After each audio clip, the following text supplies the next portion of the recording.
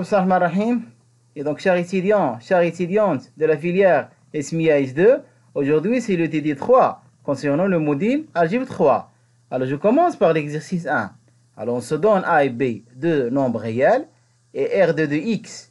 Il désigne l'espace vectoriel des polynômes à coefficient dans R de degré inférieur ou égal à 2, muni de sa base canonique. Donc, la base classique B, c'est 1, X et X carré.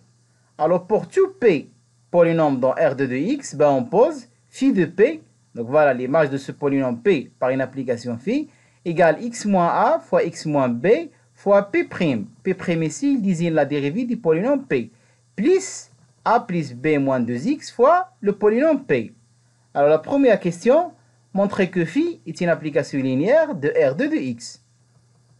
Alors pour montrer que phi est une application linéaire, il suffit de montrer que, quel que soit P et qui, de polynômes dans R2 de X, quel que soit lambda émis de scalaire dans R, alors phi de lambda P plus mu qui égale lambda phi de P plus mu phi de qui. Maintenant, si je veux calculer l'image de lambda P plus mu qui, c'est-à-dire je vais remplacer ce polynôme P dans cette formule-là par le polynôme lambda P plus mu fois qui. Alors j'obtiens, c'est x moins A fois x moins B fois lambda P plus mu qui, la dérivée ici, plus A plus B moins 2x fois le polynôme lambda P plus mu qui. Alors ici, la dérivée de la somme, c'est lambda P' plus mu qui prime. Alors qu'est-ce que je vais faire ici? Je vais factoriser par lambda. Donc si je factorise par lambda, il me reste cette formule-là, qui contient le P' et le P. Plus, maintenant ici, dans la même formule, je vais factoriser par le mi maintenant. Si je factorise par le mi, je vais obtenir cette formule-là, qui contient maintenant la dérivée de qui, donc le qui prime, plus le qui. Alors cette première formule, qu'est-ce qu'elle représente? C'est phi de P. Voilà, d'après la formule. Et la deuxième formule ici, qu'est-ce qu'elle représente? C'est le phi de qui. Et donc qu'est-ce qu'on a obtenu? On a obtenu que phi de lambda P plus mu qui égale lambda phi de P plus mu phi de qui, quel que soit P et qui de polynôme dans R2 de X, quel que soit lambda émis de scalaire. Et donc finalement, je peux dire que phi c'est une application linéaire de R2 de X. Alors maintenant, la deuxième question. Calculer la matrice M de phi dans la base B. Alors voilà la base B, la base canonique de R2 de X. Ces trois composantes, ils sont 1, X et X carré. Alors pour trouver la matrice de phi dans cette base B, il suffit de calculer l'image de ces trois composantes par l'application phi. Alors je commence par l'image de 1. Donc phi de 1, et donc je vais remplacer dans la formule de phi. Donc voilà ici, mon polynôme c'est 1, et donc la dérivée de 1. Et 6 fois le polynôme c'est 1. Alors la dérivée de 1 c'est 0. Et si je remplace ici, qu'est-ce qu'il me reste? A plus B moins 2x. Alors je trouve ce polynôme-là, et je dois l'écrire dans cette base, la base canonique de R2 de X. Et donc ici, j'ai A plus B fois 1. Donc voilà, la première composante. Plus moins 2 fois X. Voilà, la deuxième composante ici. Plus 0 fois X carré. Plus ici, il n'y a pas le X carré. Et donc 0 fois la troisième composante. Et donc je peux dire que les coordonnées de phi 1 dans la base canonique, c'est A plus B moins 2 et 0. Maintenant, je vais calculer l'image de X par l'application phi. Alors phi de X, et donc je remplace ici mon polynôme P, c'est X. Et donc ici, la dérivée de X fois X ici. Je simplifie, à la fin je trouve AB moins X carré. Alors la même chose, ce polynôme-là, je dois l'écrire dans la base canonique. Et donc ce polynôme-là, AB moins X carré, c'est AB fois 1, plus 0 fois X. Pourquoi il n'y a pas ici le X?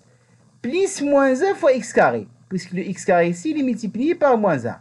Et donc je peux dire ici que dans la base canonique 1, X et X carré, les coordonnées de ce polynôme phi de X, c'est AB, 0 et moins 1. Finalement, je dois calculer l'image du monôme X carré par l'application phi. Et donc phi du X carré, maintenant mon polynôme P c'est X carré. Et donc ici X carré la dérivée fois ici le X carré. Alors la dérivée de X carré c'est 2X. Si je simplifie à la fin, je trouve 2ABX moins A plus BX carré. Et la même chose ici, je dois écrire ce polynôme-là dans la base canonique. Alors il n'y a pas de constante, c'est-à-dire que c'est 0 fois 1. Plus 2AB fois X, plus moins A plus B fois X carré. Et donc j'ai trouvé ici les coordonnées du polynôme phi de x carré dans la base canonique. Alors les coordonnées c'est 0, 2ab et moins a plus b. Et finalement, je peux dire que la matrice M de l'application phi dans la base canonique B, 1x, x carré. Alors qu'est-ce que j'ai mis? Ici c'est 1x, x carré. Dans les colonnes, qu'est-ce que je vais mettre? Les images. Phi de 1. Alors on a trouvé que les coordonnées de phi de 1, c'est a plus b, moins 2 et 0. Et donc la première colonne, il contient phi de 1. La deuxième colonne, il contient phi de x, c'est-à-dire les coordonnées de phi de x dans la base canonique. On a trouvé le coefficient de 1, c'est AB. Le coefficient de x, on a trouvé c'est 0. Et le coefficient de x carré, on a trouvé c'est moins 1. Et finalement, dans la troisième colonne, je dois mettre phi de x carré dans la base canonique. Le coefficient de 1, c'est 0. Et le coefficient de x, c'est 2ab. Et finalement, le coefficient de x carré, on a trouvé c'est moins a plus b. Et donc voilà, on a trouvé M, la matrice de phi dans la base canonique. Alors maintenant, la troisième question, et elle est composée en deux sous-questions. Le A et le B. Je vais commencer par A. Calculer le rond de la matrice M, puis montrer que la partie phi de 1, phi de x est une base de l'image de phi. Alors pour calculer le rond de ma matrice, je vais calculer son déterminant. Alors le déterminant de M, et donc voilà ma matrice M, ici le signe plus, moins, plus. Alors je vais développer par rapport à la première colonne, c'est A plus B fois ce déterminant. Voilà, elle est là. A plus B fois ce déterminant. Moins ce signe-là, elle est là, fois le coefficient ici, c'est moins 2, fois ce déterminant-là. Comment obtenir ce déterminant-là? Je dois supprimer la première colonne et la deuxième ligne. Et donc, je vais trouver ce déterminant-là. Plus 0 fois ce déterminant-là. Alors, 0 fois, comment j'ai obtenu ce déterminant-là? Il suffit de supprimer la première colonne et la troisième ligne. Alors, si je développe, je vais trouver à la fin 0. Alors, puisque le déterminant de M égale à 0, et donc la matrice M, il n'est pas inversible. Et le rond de M, il est différent de 3. Alors, puisqu'il est différent de 3, et donc le rond de la matrice M, il est inférieur ou égal à 2. Puisqu'on sait que le rond de la matrice, il est inférieur à l'ordre de cette matrice. À l'ordre ici, c'est 3. Normalement, le rond de la matrice M, il est inférieur ou égal à 3. Mais puisqu'on a trouvé que le déterminant de M égale à 0, donc la matrice n'est pas inversible, et donc le rond de M, automatiquement, il est différent de 3. C'est-à-dire que le rond de M, il est inférieur ou égal à 2. Alors pour trouver exactement mon rond M, qu'est-ce que je vais faire? Je vais chercher maintenant les mineurs d'ordre 2. Puisque ça y est, j'ai calculé le déterminant de la matrice M qui est d'ordre 3, on a trouvé 0. Maintenant, je dois calculer les déterminants des mineurs. Alors je vais commencer par ce sous-déterminant. C'est-à-dire c'est moins 2, 0, 0 et moins 1. Voilà, le premier mineur. Alors son déterminant, c'est clair, égal à 2. Alors puisque le déterminant égal à 2 ici, elle est différente de 0, et cette matrice ici, elle est d'ordre 2, et donc automatiquement le rond de la matrice M égale à 2. Alors puisque M, c'est la matrice de phi dans la base canonique, et donc le rond de M, c'est le rond de phi. Et on sait que le rond de phi, c'est la dimension de l'image de phi. Alors puisqu'on a trouvé le rond ici égal à 2, et donc dimension de l'image de phi égale à 2. Alors, puisque dimension de l'image égale à 2, c'est-à-dire l'image de f, il va admettre une base qui contient exactement deux composantes. Puisque 1x, x carré, c'est la base canonique, et donc la famille phi de 1, phi de x carré, c'est une partie génératrice de l'image. Ça, c'est un résultat du cours. Et automatiquement ici, il n'est pas une base de l'image. Pourquoi? Parce que si j'ai combien de composantes? J'ai 3 composantes. Et on a trouvé ici que la dimension de l'image de phi égale à 2. Alors, comment je vais trouver une base de l'image de phi? Donc, voilà ma matrice M. Alors, puisqu'on a trouvé ici que le déterminant de ce mineur-là, moins 2, 0, 0, moins 1, est différent de 0. Et donc, dans cette première colonne, on a phi de 1. Et dans cette deuxième colonne, on a phi de x. Et comme phi de 1, phi de x, c'est une partie de l'image de phi, de cardinal 2, qui est la dimension de l'image. Donc, il suffit de montrer que cette famille, phi de 1, phi de x, elle est libre. Donc, si elle est libre, automatiquement, c'est une base de l'image. Pourquoi? Parce que ici, j'ai combien de composantes? J'ai 2 composantes et dimension de l'image. On a trouvé ici que la dimension de l'image égale à 2. Donc, comment démontrer qu'il est libre? Ben, il suffit de prendre lambda et mi de scalaire quelconque de R.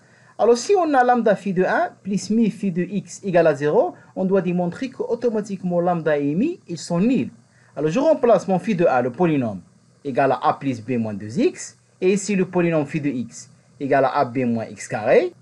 Alors, on obtient lambda a plus b, plus mi ab, voilà le scalaire, moins 2 lambda a plus b fois x, donc voilà le coefficient de x, moins mi x carré égale à 0. Donc, voilà le coefficient de x carré, c'est moins mi.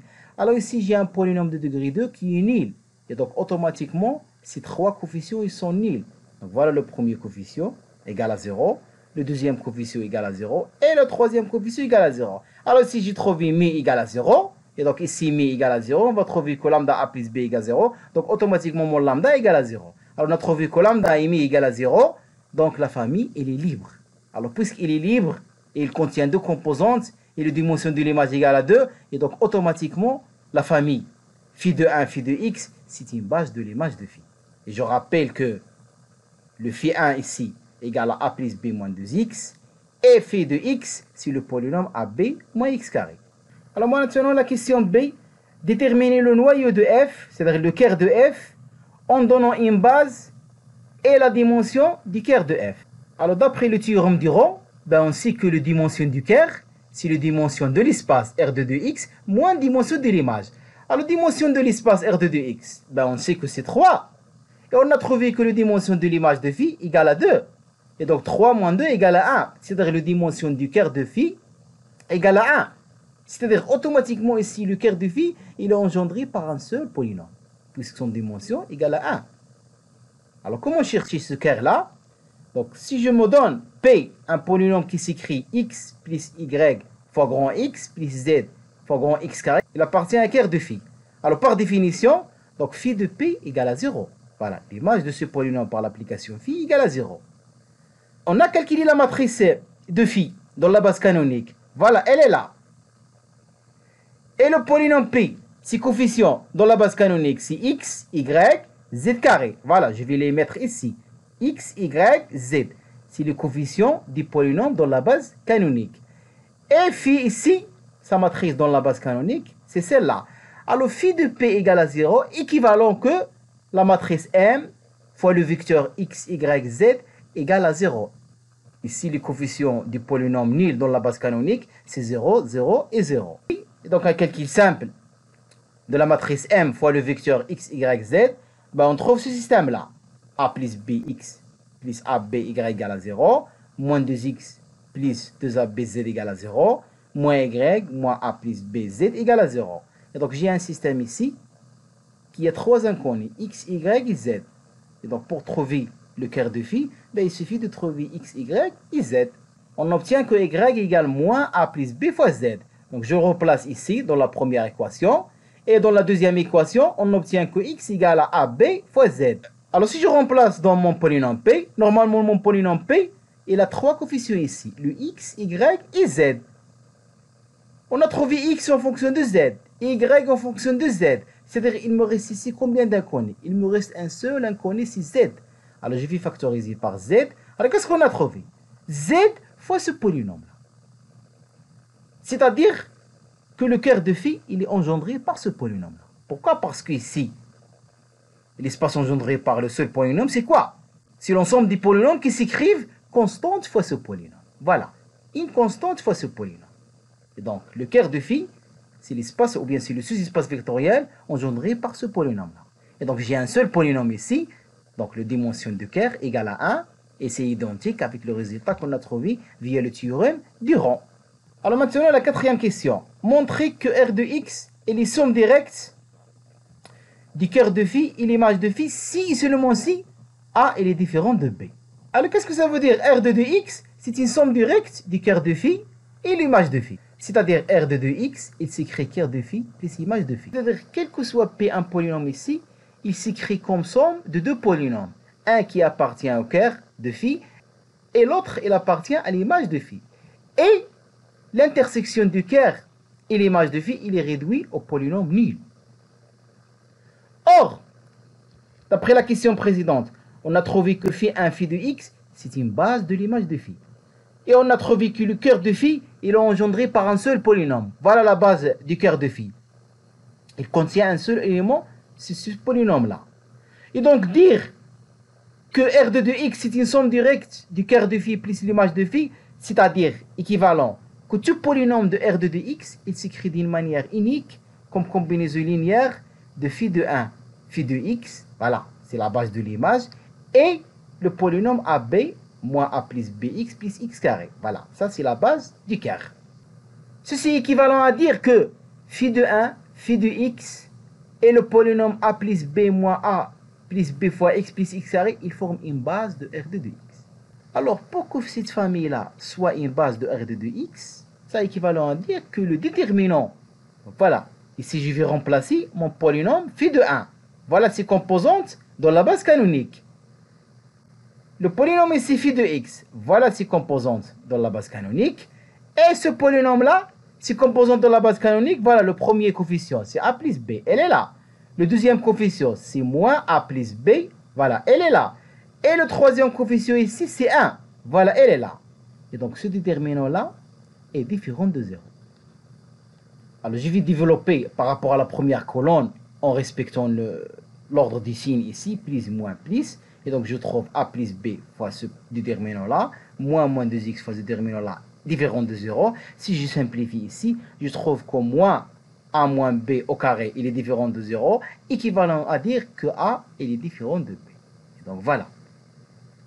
R2 de x est une somme directe du cœur de phi plus l'image de phi, si et seulement si a, il est différent de b. Alors dans la suite, on suppose que a, il est différent de b. Voilà, on va travailler avec cette condition-là. Et dans ce cas, le R2 de x est les sommes directes du cœur de phi plus l'image de phi. Ou bien on peut dire que cœur de phi et l'image de phi, ils sont supplémentaires dans R2 de x. Alors on pose P1, c'est ce polynôme-là. P2, c'est ce polynôme-là. Et le P3, c'est ce polynôme-là. Alors montrer que C égale à P1, P2, P3, c'est une base de R2 de x. Ben, automatiquement, c'est une base. Ça c'est d'après les questions précédentes. Pourquoi? Parce que mon P1, c'est phi de 1. Et mon P2, c'est phi de x. Et c'est quoi ce polynôme P3? Ce polynôme P3, c'est la base du cœur. Donc c'est la base du cœur de phi. On a trouvé que la dimension du cœur de phi égale à 1. Il est engendré par un seul polynôme, c'est celui-là. Et d'après cette question-là, on a trouvé que phi de 1, phi de x et ce polynôme-là, c'est-à-dire P1, P2 et P3, ils forment une base de R2 de x. Alors maintenant, la question B. Quelle est la matrice de passage qui de la base B à la base C, ainsi que son inverse. Et comment calculer l'inverse qui est moins 1? On va utiliser la méthode de la comatrice. Et donc voilà, comme j'ai signalé pour la question 5a, le polynôme P1, c'est tout simplement phi de 1. Et le polynôme P2, c'est phi de x. Et le polynôme P3, on a trouvé que le cœur de phi est engendré par ce polynôme P3. Et d'après la question 4, on a trouvé que phi de 1, phi de x, et ce polynôme-là, il forme une base de R2 de x. C'est-à-dire P1, P2 et P3, c'est une base de R2 de x. Ça, c'est d'après la question 4. Maintenant, la question B. Donc, voilà ma base B, c'est la base canonique de R2 de x. Et voilà la nouvelle base C, c'est P1, P2 et P3. Alors, qu'est-ce qu'on cherche? On cherche qui? C'est quoi qui? C'est la matrice passage de phi de la base B à la base C. Et dans ce cas, qu'est-ce qu'on doit faire? Il suffit tout simplement d'écrire les composantes de C en fonction des composantes de B. Alors je commence par P1, le premier élément de la base C. On a dit égal à Phi1. Et on a trouvé sa formule dans la base canonique. C'est 1, x, x carré. Et dans ce cas, ces coordonnées sont A plus B, moins 2 et 0. Voilà ces coordonnées. A plus B, moins 2 et 0. C'est-à-dire dans la première colonne, qu'est-ce que je vais mettre? On va mettre P1. C'est phi de 1. Pourquoi? Parce qu'on a trouvé ces coordonnées dans la base canonique. 1, x, x carré. A plus b, c'est le coefficient de 1. Et moins 2, c'est le coefficient de x. Et 0, c'est le coefficient de x carré. La même chose. Maintenant, je passe à P2, la deuxième composante de la base C. On a dit P2 égale à phi de x. Et on a trouvé sa formule dans la base canonique 1x, x carré. C'est-à-dire que ces coordonnées sont AB, 0 et moins 1. Voilà. La deuxième colonne, il contient les coordonnées de P2 dans la base canonique. C'est AB, 0 et moins 1. Et finalement, le P3, la dernière composante de la base C, voilà sa formule. C'est AB fois 1 plus moins A plus B fois x plus 1 fois x carré. Voilà. Dans la troisième colonne, je vais mettre le P3. Et dans ce cas, voilà. On a trouvé qui? C'est quoi qui? C'est la matrice passage de phi de la base canonique B à la nouvelle base C. On a trouvé que le déterminant de qui égale à moins A moins B au carré. Et il est différent de 0 puisqu'on travaille avec la condition A, il est différent de B. Et on sait que le qui moins 1, l'inverse de qui, sa formule c'est 1 sur le déterminant de qui transposé de la comatrice de qui. Alors comment trouver la comatrice de qui? Ben, il suffit de mettre ici un tableau de signes, plus, moins, plus, et c'est la même chose, moins, plus, moins, et la même chose ici, plus, moins, plus. Et dans cette comatrice, on a 9 déterminants ici à calculer. Alors par exemple, comment se trouver ce déterminant-là? Ce déterminant, c'est quoi sa place dans cette matrice? C'est la première ligne et la première colonne. Et donc, qu'est-ce que je vais mettre ici? Je vais supprimer la première ligne, supprimer la première colonne, et je vais trouver mon déterminant. Voilà, elle est là. Donc, voilà le déterminant. Par exemple, ce déterminant-là, c'est la première ligne et la deuxième colonne.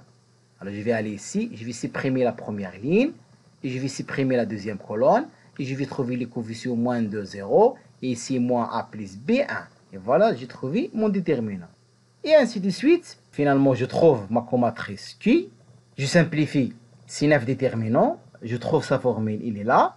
Je passe au transposé. Transposé de la comatrice. Qu'est-ce que ça veut dire ça? C'est-à-dire cette première ligne ici, il devient ici la première colonne. La deuxième ligne ici, il devient la deuxième colonne ici. Et la troisième ligne ici, elle devient la troisième colonne ici. Et finalement, je trouve l'inverse de ma matrice. C'est 1 sur le déterminant fois transposé de la comatrice.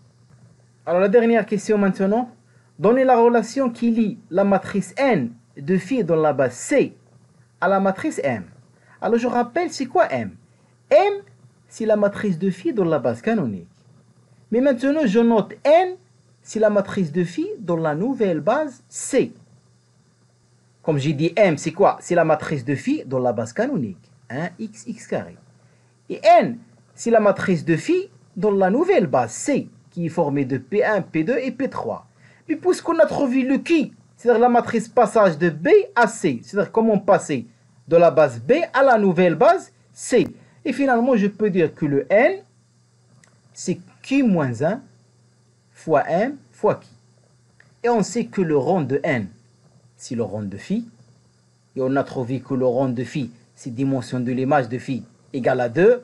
Et donc, je peux dire que le rond de N égale à 2. Alors maintenant, on passe à l'exercice 2. Alors, je considère le polynôme S, il est de degré 4, égal à x4 plus 1. Et le polynôme T, qui est encore de degré 4, égal à x4 plus x. Et soit f, l'application qui est associée à chaque polynôme P dans R3 de x. R3 de x, c'est quoi? C'est l'espace vectoriel des polynômes de degré inférieur ou égal à 3 à coefficient réel. On associe le reste de la division euclidienne du polynôme S fois P par T. Alors la première question montre que f est une application linéaire. Alors l'application f, elle est définie de la façon suivante. Il associe à chaque polynôme P le reste R de la division euclidienne de SP par T. Donc si je divise SP par T, je trouve qui? Et le reste R, donc voilà, ce reste-là, c'est l'image de ce polynôme P par l'application f. Et d'après cette division euclidienne, on a SP égale à quoi? Égale à T fois Q plus R. Avec le degré de R, il est inférieur strictement au degré de T, qui est égal à 4. Puisque T, c'est un polynôme de degré 4.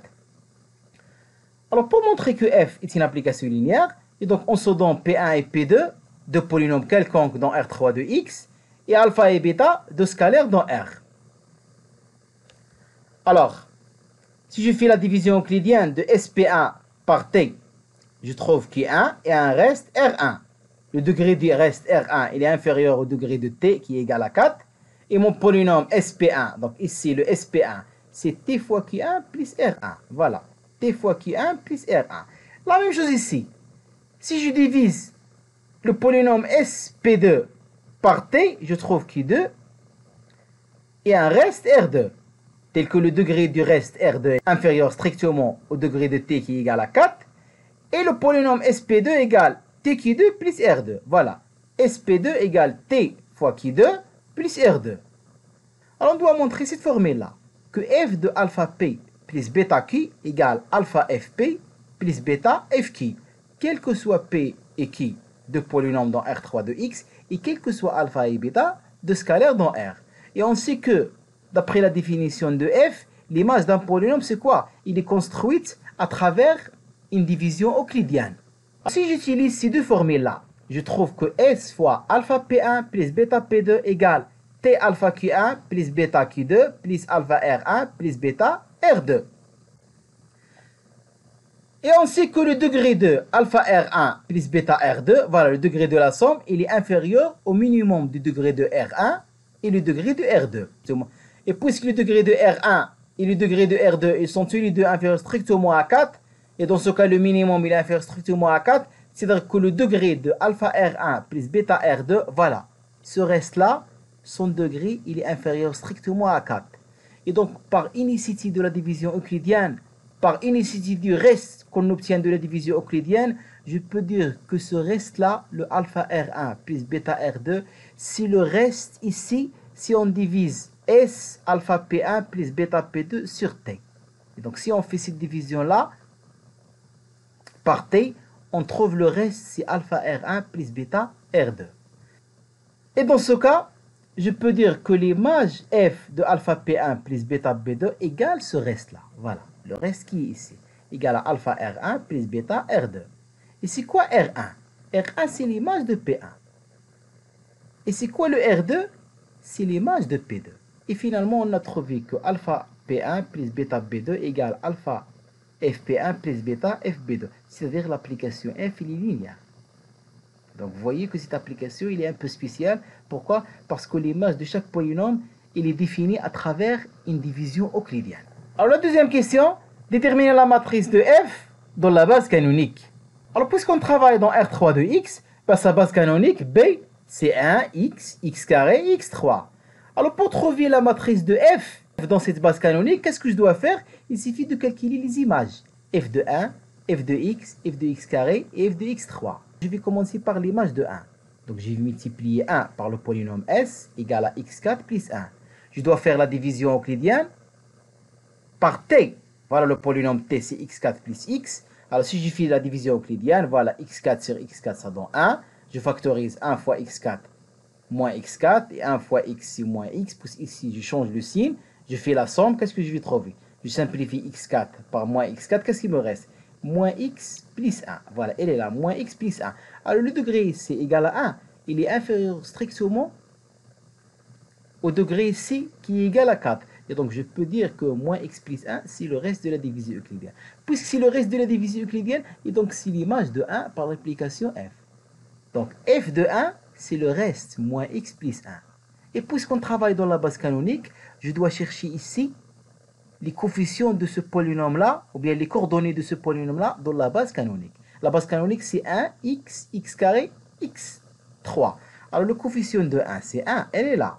Le coefficient de x, c'est moins 1, elle est là. Il n'y a pas ici x carré, donc c'est 0. Il n'y a pas le x3, c'est 0. Maintenant, je calcule l'image de x. Je multiplie x par s, donc il me donne x5 plus x. Je dois faire la division euclidienne par t. T c'est x4 plus x. Donc si je fais une division euclidienne, voilà ici. x5 sur x4, ça donne x. Donc voilà, ici c'est une règle simple de la division euclidienne. Finalement, je trouve que le reste, c'est moins x carré plus x. Alors voilà, comment j'ai trouvé ce reste-là? Alors je divise x5 sur x4. Il donne x. Et après, je développe x fois x4. Elle est là, c'est x5. Et x fois x, c'est x carré. Elle est là, je fais un signe moins. Et je fais la somme ici. Qu'est-ce qui me reste? C'est moins x carré plus x. Voilà. moins x5, il se simplifie avec le x5. Alors ce polynôme-là, son degré c'est 2, il est inférieur au degré de t qui est égal à 4. Et dans ce cas, je peux dire que moins x carré plus x, c'est le reste de la division euclidienne de xs par t, x4 plus x. C'est-à-dire que l'image de x, c'est ce reste-là. Moins x carré plus x. Alors je dois chercher les coordonnées de ce polynôme-là dans la base canonique B. Alors ici, il n'y a pas de constante, et donc c'est 0. Le coefficient de x, c'est 1. Le coefficient de x carré, c'est moins 1. Il n'y a pas ici x3, et donc ce coefficient est égal à 0. Et la même chose maintenant, pour chercher l'image de fx carré, je dois calculer la division euclidienne de x carré s par t, par x4 plus x. Alors la même chose ici, je trouve ce reste-là. Alors le degré ici c'est 3, il est inférieur strictement ici au degré 4, et donc je peux dire que moins x3 plus x carré, c'est le reste de la division euclidienne de x carré fois s par t. Mon t c'est x4 plus x. Et dans ce cas, je peux dire que l'image de x carré par l'application f, c'est ce reste-là. C'est-à-dire c'est moins x3 plus x carré. La même chose, les coordonnées de ce polynôme-là dans la base canonique, c'est 0, 0, 1 et moins 1. Et finalement, pour calculer l'image de x3 par l'application f, on doit calculer la division euclidienne de x3s par t. Donc x3 fois s égale à x7 plus x3. Je fais une division euclidienne. Alors le reste ici, c'est x3 plus x. Le degré ici, c'est 3. Il est inférieur strictement à 4. Et donc je peux dire que x3 plus x, c'est le reste de la division euclidienne de x3 fois s sur notre t. C'est-à-dire l'image de x3, c'est ce reste-là. C'est x3 plus x. Alors finalement, je peux trouver la matrice de l'application linéaire f dans la base canonique. Alors ici, je mets la base canonique. Et dans chaque colonne, qu'est-ce que je vais mettre? Les coordonnées. Alors dans la première colonne, je vais mettre les coordonnées de f1 dans la base canonique. On a trouvé les coordonnées, c'est 1, moins 1, 0, 0. Dans la deuxième colonne, je vais mettre les coordonnées de fx. La troisième colonne, il contient les coordonnées de fx carré. Et la quatrième colonne, il contient les coordonnées de fx3. Alors la dernière question, déterminer l'image et les noyaux de f. Alors pour la question 3, je vais commencer par le calcul déterminant de la matrice M qu'on a trouvé de l'application linéaire f dans la base canonique. Comment chercher un 0 ici? Il suffit de mettre la première ligne plus la deuxième ligne. Voilà, je trouve 0, 1, 0 et 1. Alors voilà, j'ai trouvé ici 3 0 et donc je vais développer par rapport à la première colonne. Qu'est-ce qui me reste? Ce déterminant-là. Elle est là. Et la même chose, je vais chercher ici un 0. Je vais faire la première ligne plus la deuxième ligne. Voilà, je vais trouver ici 0, 1, 1. Voilà, j'ai trouvé ici 2 0. Et donc je vais développer par rapport à la première colonne. Je trouve ce déterminant-là égal à 2. Il est différent de 0. Puisqu'on a trouvé que le déterminant de la matrice égal à 2, il est différent de 0. Et donc cette matrice, il est inversible. Et le rang de la matrice égal à 4. 4, c'est l'ordre de la matrice. C'est une matrice carrée d'ordre 4. Et on sait que le rang de M égale dimension de l'image de F. Et donc, la dimension d'image de F égale à 4, qui est la dimension de R3 de X. Et donc, automatiquement, l'image de F égale à R3 de X. Et le cœur de F, il est réduit au singleton 0. C'est-à-dire que les dimensions du cœur égale à 0. Alors maintenant, on passe à l'exercice 3. Soit A et B deux matrices dont M1K, c'est l'espace vectoriel des matrices carrées d'ordre n à coefficient dans le corps K. Alors on suppose que la matrice AB est nulle. Donc AB égale à 0. Et la somme A plus B, il est inversible. Alors montrer que le rang de A plus le rang de B égale à n. Alors soit F et J, deux endomorphismes de Kn, de matrices respectives A. Donc voilà, la matrice de l'endomorphisme F, c'est A. Et la matrice de l'endomorphisme G, c'est B. Dans la base canonique. Alors, puisque AB égale à 0, et dans ce cas, F rangé égale à 0. Puisque la matrice de la composée F rangée, c'est A fois B. Et donc, AB égale à 0 implique que F rangé égale à 0. Qu'est-ce que ça veut dire F rangé égale à 0? C'est-à-dire F de J de X égale à 0, quel que soit X. Et qu'est-ce que ça veut dire ça? C'est-à-dire J de X, il appartient au cœur de F. Puisque F de J de X égale à 0. Et dans ce cas, J de X, il appartient au cœur de F. Et J de X est un élément de l'image de Z. Alors on a trouvé que chaque élément dans l'image de J, il appartient au cœur de F. C'est-à-dire que l'image de J, il est inclus dans le cœur de F. On sait encore que le rang de J égale dimension de l'image de J. Et puisqu'ici l'image de J, il est inclus dans le cœur de F, c'est-à-dire que la dimension de l'image de J, il est inférieur ou égal à la dimension du cœur de F. Alors ici, je vais appliquer le théorème de rang. On sait que la dimension du cœur de F égale à n moins dimension de l'image de F. Donc égale à n moins, ici quoi la dimension de l'image de F? C'est le rang de F.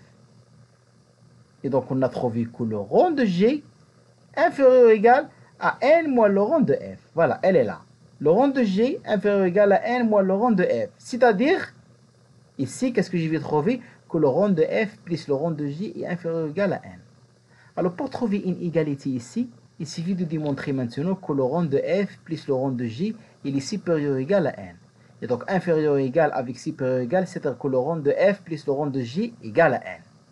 Alors maintenant, on va profiter de la deuxième condition. Qu'est-ce qui dit la deuxième condition? A plus B il est inversible. Qu'est-ce que ça veut dire A plus B il est inversible? C'est-à-dire F plus J, c'est un automorphisme de Kn. Et dans ce cas, l'image de F plus J égale K puissance n. C'est-à-dire que le cœur ici de F plus J, il est réduit à 0. Et puisque toujours on a l'image de F plus J, il est inclus dans l'image de F plus l'image de J. Pourquoi? Je vais considérer un élément ici qui appartient à l'image de F plus J. Voilà. Si je considère Y un élément de l'image de F plus J, qu'est-ce que ça veut dire ça? C'est-à-dire qu'il existe un X tel que Y égale F plus J appliqué à X. Et par définition, F plus J appliqué à X, c'est F de X plus J de X. Alors F de X, il appartient à l'image de F. Et J de X, il appartient à l'image de J. Et donc on a trouvé que Y, c'est la somme d'un élément dans l'image de F plus un élément dans l'image de J. Et notre Y, il est où? Il est dans l'image de F plus J. C'est-à-dire que l'image de F plus J, il est inclus dans l'image de F plus l'image de J. Alors ici, on a trouvé que l'image de F plus J égale K puissance n. Puisqu'il est inversible. Et on a trouvé que l'image de F plus J, il est inclus dans l'image de F plus l'image de J. Et donc, automatiquement, l'image de F plus l'image de J égale K puissance n. Voilà. L'image de F plus l'image de J égale K puissance n. Dimension ici du K puissance n égale à n. Et dans ce cas, la dimension de l'image de F plus l'image de J égale à n.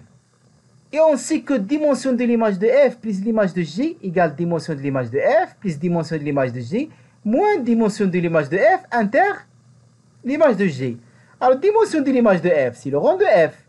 Dimension de l'image de G, c'est le rang de G. Alors, d'après cette égalité-là, n égale le rang de F plus le rang de J moins dimension de l'image de F inter l'image de J. C'est-à-dire que le rang de F plus le rang de J, il est supérieur à n. Donc, étoile, il donne inférieur ou égal à n. 2 étoiles, il donne supérieur ou égal à n. Et donc, automatiquement, d'après étoile et 2 étoiles, le rang de F plus le rang de G égale à n. Alors maintenant, on passe à l'exercice 4. Donc, je vais considérer F une application de M2 de R vers R. Alors, M2 de R, c'est l'espace des matrices d'ordre 2, les matrices carrées d'ordre 2 à coefficient dans R, donc à valeur dans R, tel que l'image d'une matrice M par l'application F égale à X plus T. Avec M, la matrice qui s'écrit de la forme suivante. X, Y, Z et T. Et l'application G de M2 de R dans M2 de R, telle que l'image de chaque matrice M par G, c'est la matrice suivante.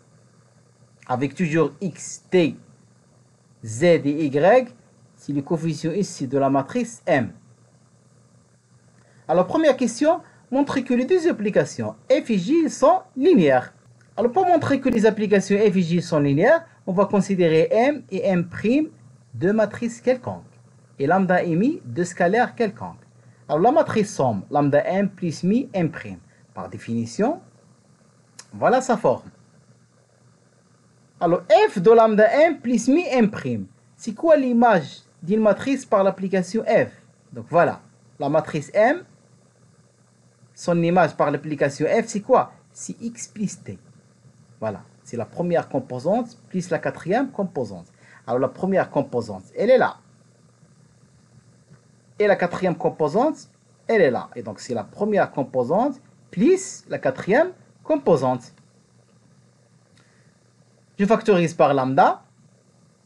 Je trouve lambda x plus t. Et je factorise ici par mi. Je trouve x' plus t'. Alors, c'est quoi x plus t? C'est f de m. Et c'est quoi x' plus t'? C'est mi f de m'. Et donc, on a trouvé que f lambda m plus mi m' égale lambda f de m plus mi f de m'. C'est-à-dire que f est une application linéaire. Alors maintenant, on passe à l'application g. G de lambda m plus mi m'. Et donc voilà, j'utilise la forme de l'application g. Donc voilà la matrice qu'on va obtenir. Et qu'est-ce que je vais faire? Je vais factoriser par lambda. Donc lambda, elle est là. Encore, elle est là, lambda. Elle est là, mon lambda. Et elle est là. Et donc si je factorise dans ces quatre coefficients par lambda, je vais trouver lambda fois cette matrice-là. Plus la même chose. Qu'est-ce que je vais faire ici? Je vais factoriser par mon mi. Donc mon mi, il est là. Encore, elle est là. Elle est là. Et elle est là. Et donc je vais trouver mi fois cette matrice-là. Alors c'est quoi cette matrice-là? C'est G de M. Et c'est quoi cette matrice-là? C'est G de M'.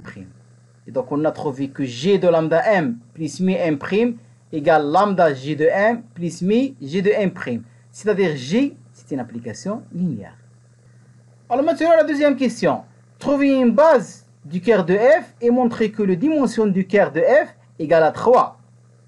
Alors soit M, une matrice qui s'écrit x, y, z, t, il appartient à un cœur de f. Alors par définition, c'est-à-dire f de m égale à 0. Voilà. M, il appartient à un cœur de f. Alors par définition du cœur, c'est-à-dire f de m égale à 0. Et f de m par définition, ici x plus t. Et donc x plus t égale à 0, c'est-à-dire t égale à moins x. Et donc je vais remplacer ici. C'est quoi mon t? C'est moins x. Alors il me reste ici combien d'inconnus? Il me reste x, y et z. 3 inconnus. Je vais factoriser par x. Donc x, qu'est-ce qui me reste ici? 1, 0, 0, moins 1. Voilà, elle est là. Plus, je vais factoriser par y. Si je factorise par y, qu'est-ce que je vais trouver ici? 0, 1, 0, 0. Voilà. Y fois 0, 1, 0, 0. Plus, je vais factoriser par z. Qu'est-ce que me reste maintenant? 0, 0, 0 et 1. Voilà, z fois 0, 0, 0 et 1. Alors, je vais poser cette matrice-là, M1. Et cette deuxième matrice, M2. Et cette troisième matrice, c'est M3. Alors, on a trouvé que la matrice M, qui appartient à un quart de f, il s'écrit x fois M1, plus y fois M2, plus z fois M3. Qu'est-ce que ça veut dire ça? C'est-à-dire M1, M2, M3, c'est une partie génératrice du quart. Et dans ce cas, je peux dire que le quart de f, c'est quoi? C'est le sous-espace engendré par M1, M2 et M3. Qu'on note encore vect de M1, M2, M3. Alors, M1, M2, M3, c'est une partie génératrice du quart de f, d'après cette écriture-là. Et dans ce cas, pour démontrer qu'il forme une base du quart de f, ben, il suffit de démontrer qu'il est libre. Pourquoi? Parce qu'une base, c'est une famille qui est génératrice et libre. Alors, si quel que soit x, y, z appartient à R, on a x m1 plus y m2 plus z m3 égale à 0, on doit trouver que x égale à y égale à z égale à 0. Alors, si je remplace ici x m1 plus y m2 plus z m3, donc voilà ce que je vais trouver, égale à 0, et donc automatiquement ce coefficient-là x égale à 0, le coefficient y égale à 0, et le coefficient z égale à 0. Alors, les trois coefficients égale à 0, c'est-à-dire la famille, elle est libre. Et dans ce cas, la famille M1, M2, M3, ils forment une base du quart. Et j'ai combien de composantes ici? On a 3 composantes. C'est-à-dire, cette famille-là, ils forment une base du quart. Et on a la dimension du quart de f égale à 3. Alors, la troisième question. Calculer G de M moins M lorsque M il appartient à un quart de f. Et on déduit que le quart de f, il est inclus dans l'image de G. Alors, puisque M il appartient à un quart de f, c'est-à-dire f de M égale à 0. Et f de m par définition, c'était x plus t. Maintenant, si je veux calculer gm moins m, alors gm, l'image de m par l'application g, d'après la définition, voilà, c'est cette matrice-là, moins la matrice m. La matrice, elle est là. Alors j'ai une matrice moins une matrice, je simplifie, je trouve c'est x plus t, x plus t, x plus t et moins 2 x plus t. Alors x plus t égale à 0, elle est là. Et donc on va trouver ici 0, 0, 0, 0. C'est-à-dire que Gm moins M égale la matrice nulle. Alors Gm moins M égale la matrice nulle 0, c'est-à-dire Gm égale à M. Si effectivement on a considéré que M il appartient au cœur de F. Maintenant, comment démontrer que le cœur de F il est inclus dans l'image de G? Donc je vais considérer une matrice M qui appartient au cœur de F et je dois démontrer que M il appartient à l'image de G. Alors si M il appartient au cœur de F, alors d'après le calcul précédent, on a trouvé que G de M égale à M. Mais G de M il est où? G de M il appartient à l'image de G. Pourquoi? Parce que ici on a l'image de M par G. Et donc G de M c'est un élément dans l'image de G. Mais G de M égale à M. Alors G de M il appartient à l'image de G. Et M égale à G de M. C'est-à-dire M il appartient à l'image de G. Alors j'ai considéré un élément, une matrice M qui appartient au cœur de F. Et j'ai trouvé que M il appartient à l'image de G. C'est-à-dire le cœur de F il est inclus dans l'image de G. Maintenant la quatrième question. Calculer G de I. Et on déduire que l'on a le cœur de F égale l'image de G. Et que la famille I est une base du cœur de G. Et je rappelle ici que I, c'est la matrice 1, 1, 1 et moins 2. Alors voilà ma matrice I, égale à 1, 1, 1, moins 2. Et donc si je pose égal à X, Y, Z, T, c'est-à-dire X, Y et Z, tous les trois égale à 1. Et T égale à moins 2. Et dans ce cas, je remplace dans l'application G, et je trouve que G de I, voilà, puisque j'ai mes trois conditions ici, que G de I égale la matrice nulle. Je trouve 0, 0, 0. Qu'est-ce que ça veut dire G de I égale à 0? C'est-à-dire I, il appartient au cœur de G. Ça, c'est par définition. Et donc, on a I, il appartient au cœur de G. Mais le I, il est non nul. Pourquoi? Parce que I, c'est le 1, 1, 1 moins 2. Alors, I est différent de la matrice nulle. Et I, il appartient au cœur de G. Et donc, automatiquement, G, il est non injectif. Et G, il n'est pas surjectif. Pourquoi? Parce qu'on a un endomorphisme de M2 de R. Et donc, la dimension de l'image de F, il est inférieur strictement aux dimensions de M2 de R qui est égal à 4. C'est-à-dire, dimension de l'image de G, il est inférieur ou égal à 3. Alors, dimension de l'image de G, il est inférieur ou égal à 3. Et d'après le calcul précédent, on a trouvé que le cœur de F, il est inclus dans l'image de G. Et on a trouvé que la dimension du cœur de F égale à 3.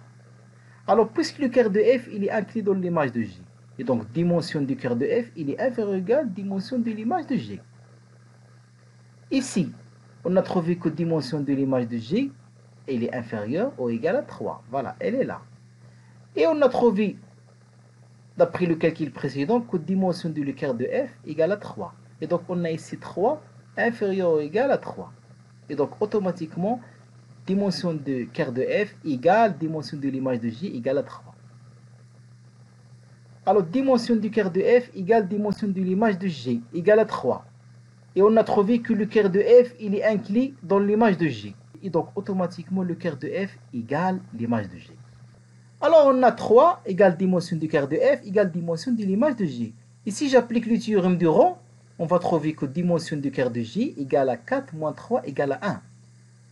C'est-à-dire le cœur de J, il est engendré par un seul élément. Et puisqu'on a I, il appartient à un cœur de J, et I, il est différent de 0, et donc automatiquement le cœur de J, il est engendré par cet élément-là, par I. Et la dimension du cœur de J égale à 1. Alors, la cinquième question, montrer alors que M2 de R, c'est une somme directe du cœur de F plus cœur de J. Ou bien que le cœur de F et le cœur de J, ils sont supplémentaires dans M2 de R. Alors, qu'est-ce que ça veut dire M2 de R? C'est une somme directe du cœur de F plus cœur de J. C'est-à-dire chaque élément dans M2 de R, il s'écrit comme la somme d'un élément de cœur de F et un élément de cœur de J. Et l'intersection du cœur de F inter cœur de J, il est réduit à 0. Alors, si je considère M une matrice qui appartient à cœur de F inter cœur de J, on doit démontrer que M, c'est la matrice nulle. Alors, M, il appartient à cœur de F inter cœur de J, c'est-à-dire M, il appartient à cœur de F. Et M, il appartient à cœur de J. Alors, d'après la question précédente, on a trouvé que si M, il appartient à cœur de F, et donc G de M égale à M. Et puisque M, ici, il appartient à cœur de G, alors par définition, c'est-à-dire G de M égale à 0. Alors, G de M égale à 0, et G de M égale à M. Donc, automatiquement, M égale à 0.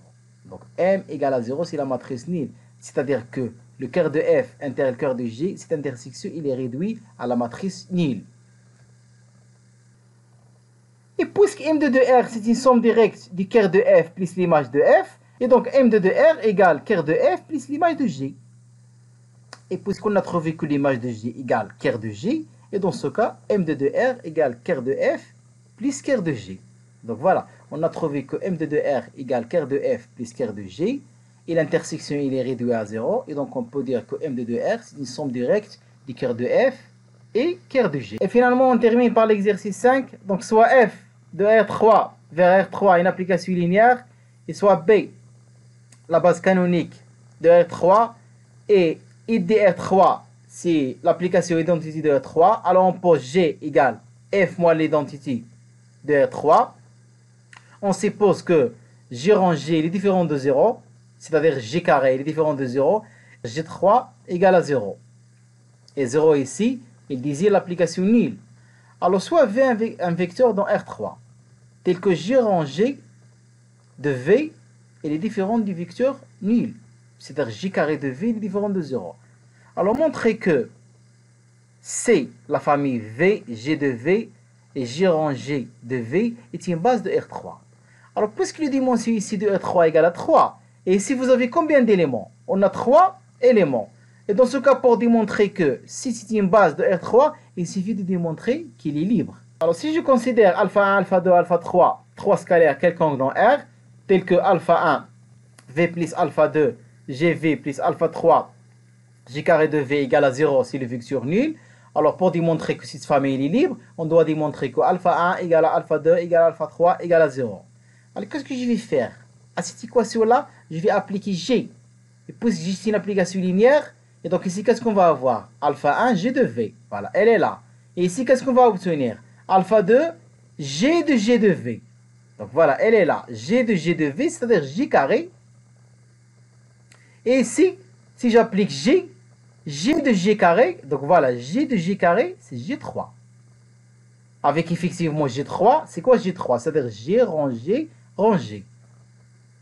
Alors d'après les données, G3 égale à 0. Et donc voilà, ce terme-là égale à 0. Donc qu'est-ce qu'il me reste ici? Il me reste que alpha 1, GV, plus alpha 2, G carré de V égale à 0.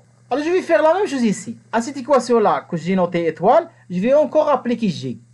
Et donc ici, qu'est-ce que je vais avoir? Alpha 1, G de G, c'est-à-dire G carré.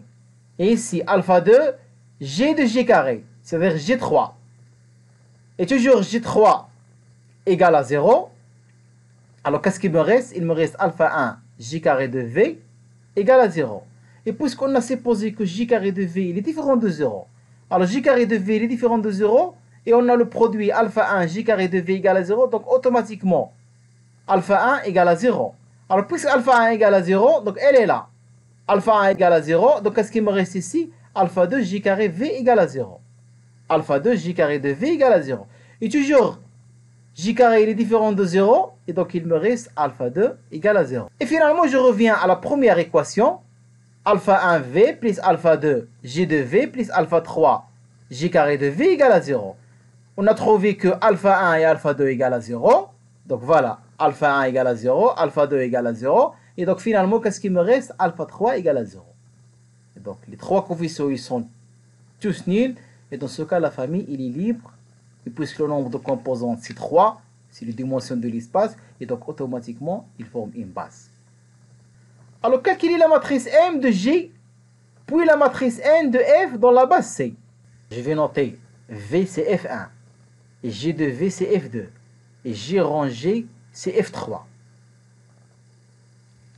Ce sont les composantes de la base C. Alors, pour trouver la matrice de G dans la base C, je dois calculer les trois images ici par G. Je commence par l'image de F3. Alors, GF3. GF3, voilà mon F3, c'est G carré. Et donc GF3, c'est G3 de V. Et G3 de V, par définition, c'est 0. Alors c'est quoi 0? C'est 0, 0, 0. Et donc voilà, GF3, c'est 0, 0, 0. Toujours dans la base, F1, F2, F3. Maintenant, GF2. Alors GF2, c'est quoi mon F2? C'est G de V. Et donc GF2, c'est J carré de V. Et c'est quoi J carré de V? Alors J carré, elle est là, c'est F3. Donc c'est 1 fois F3. Il n'y a pas F2, donc c'est 0 F2. Il n'y a pas F1, c'est 0 F1. Pourquoi? Parce que J carré de V, c'est tout simplement F3. C'est-à-dire c'est 1 fois F3. Et donc les coefficients, c'est 0, 0, 1. Voilà. 0, 0, 1.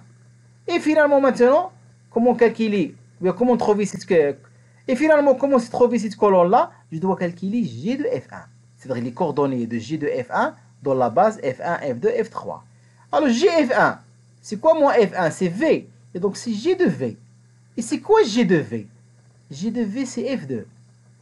Et donc, c'est 1 fois F2. Il n'y a pas F1, donc c'est 0. Il n'y a pas F3, encore c'est 0. Et donc, les coordonnées, c'est 0, 1, 0. Voilà, c'est 0, 1 et 0. Et donc, voilà M, c'est la matrice de l'application G dans la base C, formée de F1, F2 et F3. Et finalement, comment trouver N, la matrice de F dans la base C? Ben, on sait que F, c'est G plus l'identité. Pourquoi? Parce que G, c'est quoi? C'est F moins l'identité. Alors, si F égale à G plus l'identité, et dans ce cas, la matrice de F égale la matrice de G plus la matrice de l'identité. Alors, la matrice de l'identité, c'est E3. C'est la matrice unité. La matrice de G ici, c'est M.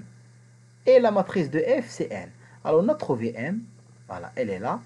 On connaît la matrice E3. C'est une matrice diagonale. Dans la diagonale, il est plein de 1 et partout 0. Si je calcule la somme, je trouve cette matrice-là, qui est la matrice de N dans la base C. C'est-à-dire F1, F2, F3. Alors, on suppose dans la suite que F est l'endomorphisme dans R3, dans la matrice, dans la base canonique de R3. Voilà. A, c'est la matrice de F dans la base canonique. On pose G, c'est F moins l'identité de R3. Et on prend aussi V égale 1, 0, 0. Alors, donnez la matrice de G dans la base canonique. Alors, on a G égale à F moins l'identité. Et la matrice de F, c'est A. Et donc, si je remplace ici, alors la matrice de G, je vais la noter T. Voilà, T, c'est la matrice de G. Et donc, la matrice de G, c'est la matrice de F moins E3, l'identité. Elle est là. Voilà. La matrice de G, c'est la matrice de F, c'est-à-dire A moins E3. Alors, on a A et on connaît E3. Je simplifie et je trouve cette matrice-là qui est T, c'est la matrice de G dans la base canonique. Alors, la question B, montrer que J rangé de V est différent de 0 et que J rangé égale à 0. C'est-à-dire montrer que J carré de V est différent du vecteur nil et que J3 égale à 0, c'est l'application nil. Alors, pour montrer que J rangé de V est différent du vecteur nil, ben, il suffit d'utiliser T, c'est la matrice de G. Qu'est-ce que ça veut dire ici? J rangé. C'est quoi la matrice de J rangé? C'est T carré. Alors, pour montrer que J rangé de V est différent du vecteur nil, il suffit de démontrer que T carré fois V est différent du vecteur nil. Je rappelle ici que notre vecteur V, c'est 1, 0, 0. Voilà, si je calcule ici le T carré, c'est-à-dire c'est T fois T, donc après une simplification, je vais trouver cette matrice-là. Et maintenant, je vais calculer T carré fois V. Alors, T carré fois V, donc un simple calcul des matrices fois un vecteur, on va trouver c'est 1 moins 1, 0. Alors, 1 moins 1, 0, ce vecteur-là, il est différent du vecteur nul.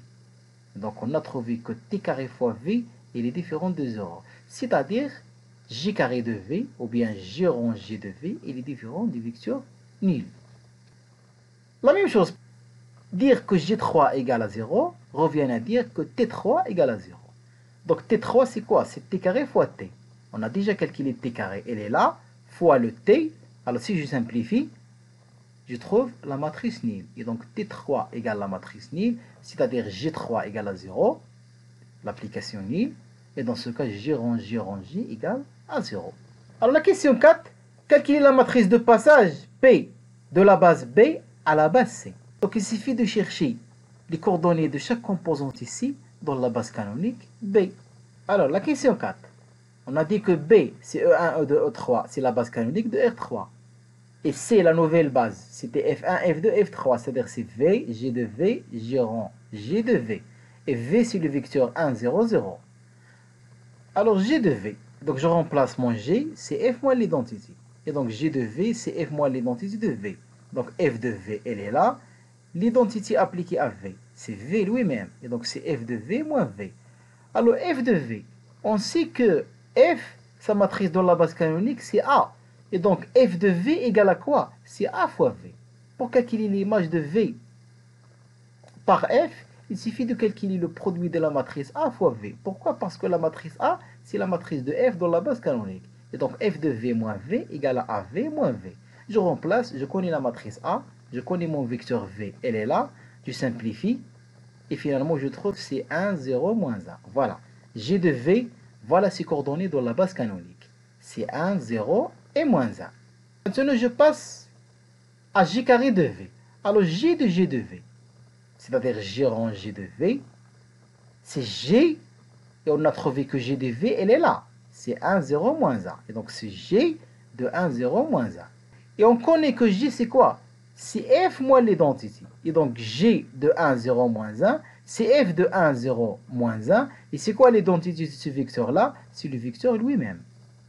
Et donc G de 1, 0, moins 1, c'est F de 1, 0, moins 1, moins le vecteur 1, 0, moins 1. F et C de 1, 0, moins 1, la même chose, puisqu'on connaît la matrice de F, c'est A dans la base canonique, et donc F de 1, 0, moins 1, c'est tout simplement A, la matrice A fois ce vecteur-là. Je simplifie, je trouve 1, moins 1, 0. Et finalement, voilà la matrice passage de la base canonique vers la base C. Alors mon vecteur V égale à quoi? C'est 1, 0, 0. Voilà, elle est là. Si coordonnées dans la base canonique, c'est 1, 0, 0. On a trouvé GV. Si coordonnées dans la base canonique, c'est 1, 0, moins 1. Voilà, elle est là, GV. C'est la deuxième colonne. C'est 1, 0, moins 1. Et finalement, on a trouvé les coordonnées de J carré V dans la base canonique. C'est 1, moins 1, 0. Voilà, c'est 1, moins 1 et 0. Et finalement, on trouve P, la matrice passage de la base canonique B vers la base C. Et finalement, la cinquième question, en utilisant ce qui précède, et sans calculer P-1, déterminer la matrice P-1A fois P. Alors on sait que P-1AP, c'est tout simplement la matrice de F dans la nouvelle base C. Or, d'après la question 2, on a trouvé que la matrice de F dans la base C, c'est N. Et dans ce cas, je peux dire que P-1AP égale la matrice N qui est déjà calculée dans la question 2. Alors, fin et bon courage!